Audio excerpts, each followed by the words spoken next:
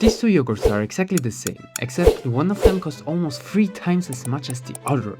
Can you tell which one it is? Not because one tastes better or is healthier, but because one company figured out something the entire industry missed. In this case, however, it's not just about cheap yogurt. It's about how a family built a system so efficient that it became the most profitable strategy in retail history. Appearing to be poor. Last week I drove 2 hours through Germany for a trade show, and every 3 minutes, I'm not exaggerating, another Aldi, fully stocked, packed with people. I started counting, then I started asking why.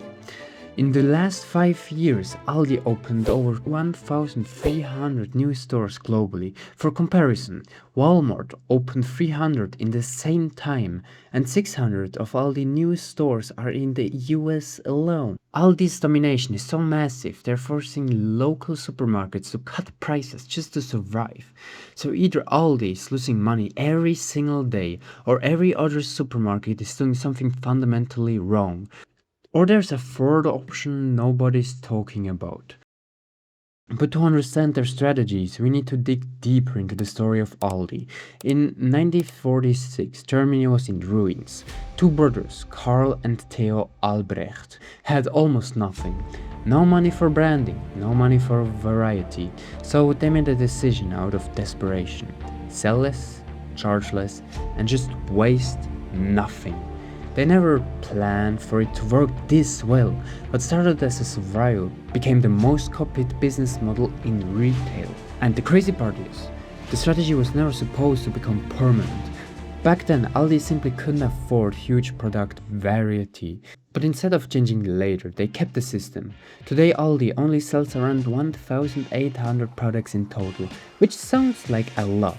Until you compare it to a normal supermarket franchise that can carry over 30,000 products. And that changes everything. They have less logistics, less waste, faster decisions, and lower costs.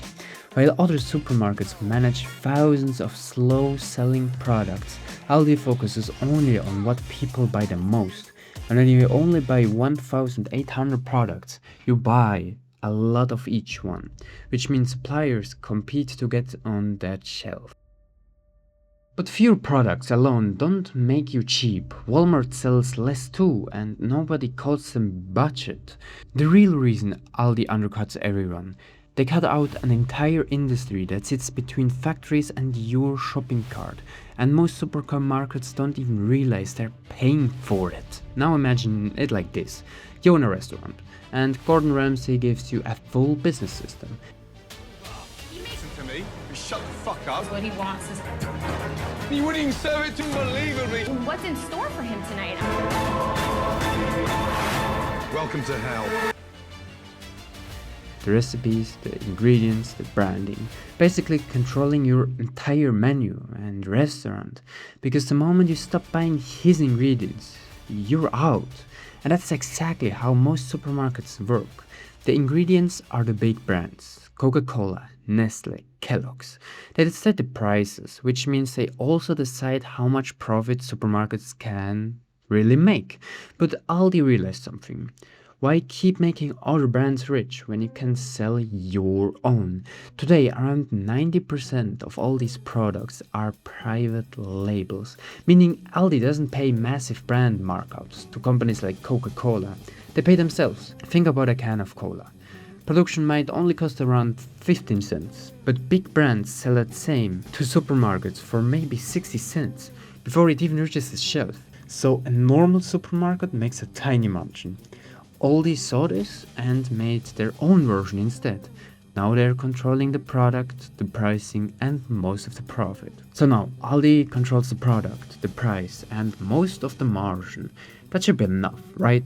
Except there's one problem nobody asks about.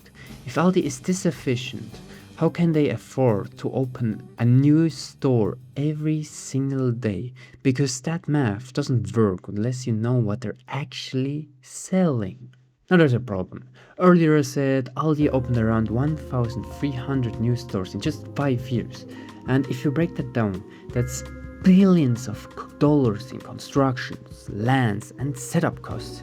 A single store can easily cost around $2.5 million. Multiply that by 1,300 and you're looking at over $3 billion in expansions. So the question is simple. How does a supermarket like Aldi afford this kind of growth? Because even if the business is successful, that level of expansion should normally drain your cash completely. This is where the story shifts, because Aldi didn't expand like a normal company. They didn't just spend money to build stores. They built a system that lets them recover that money almost immediately. And that's where things get interesting, because instead of holding onto their real estate, they turn it into something completely different. And this is the part most analysts miss. Aldi doesn't solve this problem for groceries. They solve it with something that has nothing to do with groceries at all. Here's where it gets insanely smart. Imagine your friend gives you $5 million to build a new Aldi store and wants money back just 1 month after it opens. Most businesses would be stuck. So here's what Aldi does. They buy land, build a store, and the moment it's finished, they sell the entire property to investors, real estate funds, insurance companies, pension funds.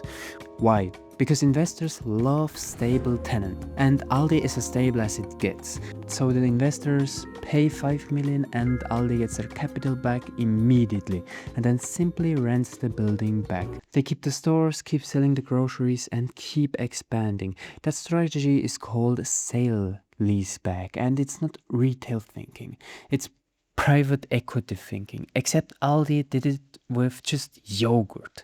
They built a store, sold it, kept using it, then did it again and again. That's not a supermarket, that's a capital machine. And this is only one layer. Subscribe if you want to see how deep this really goes. Aldi didn't win by being smarter. They won because everyone else got too comfortable. Less choice, less cost, less noise. And one of the most profitable systems ever built, hiding behind a discount sign.